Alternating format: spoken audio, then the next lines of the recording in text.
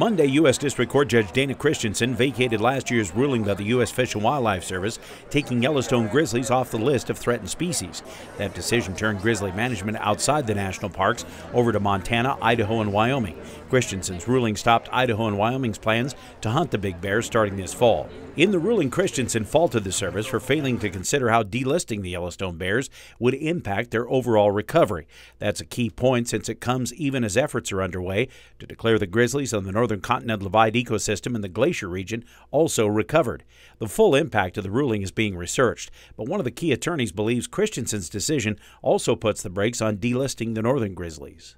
The government's approach of doing this surgical delisting, removal of protections for grizzlies in Yellowstone and not thinking about grizzlies more broadly across the northern Rockies and even on into the Northwest, where there are still grizzly populations, and the impact of the Yellowstone population being subjected to more threats on those other bears is a big problem.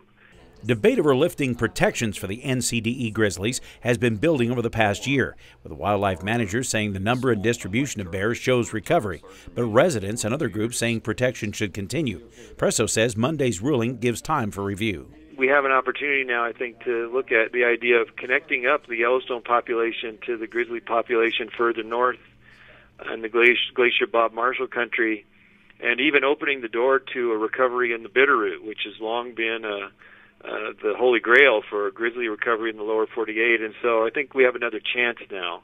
Presso believes Christensen's ruling on the Yellowstone bears will force the U.S. Fish and Wildlife Service to reconsider the approach of considering different areas' distinct populations, which he says is good for Yellowstone area grizzlies and the bears on the northern divide, too. The most durable way to ensure we have grizzlies for the future is not to have isolated island populations like we currently have in Yellowstone, but to have a Yellowstone population that's connected with grizzlies further to the north, and ultimately we have grizzlies reoccupying their historic habitat in the Bitterroot.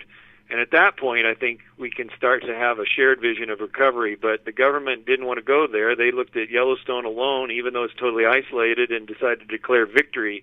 In Missoula, Dennis Bragg, MTN News.